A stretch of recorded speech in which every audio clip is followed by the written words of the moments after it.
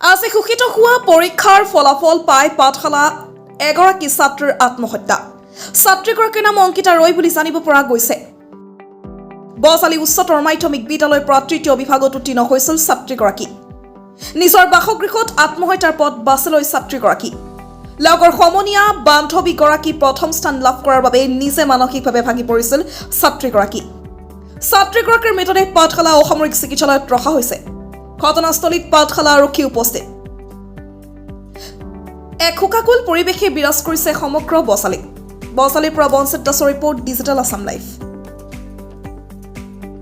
আমাৰ পাঠশালা sub division civil হস্পিটেলত অনুমানিক 11:50 এটা ব্ৰডডেড কেছ এটা আহিল। ছোৱালী এজনী বয়স 16 বছৰ, অংকিতা ৰয়, তেওঁৰ ঘৰ জালিঘাটাত।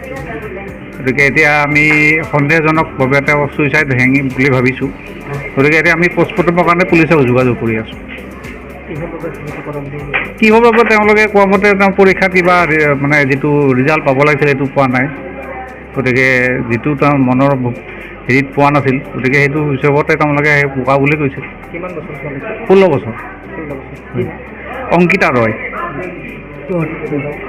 কিবা ঠাৰ পালা তাতে হাঁহি তামচা কৰি আছে। মই বহি আকৌ অহা নাই দে, সি পাইছা তাৰপিছত দেউতা আকৌ অহা নাইতো। এনেকৈ কৰি ভাত খালাক, পুঁজি মাতক খাই ৰুমৰ ভিতৰত অন্যদিনা আনকে থাকে। আজি বোলো বজাই এনে মোবাইল চাই আছে।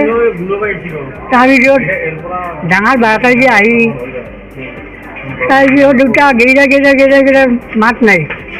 তাৰপিছত খিৰিকি এনে থিয়া দি থকাৰ দৰে থাকলাম। তাৰপিছত দৰ্জাটো মাৰা আছে, দৰ্জাখন টানি মই ভাঙি দিওঁ এনেকৈ পেনত ছোৱালীটো মস্তি দেউতা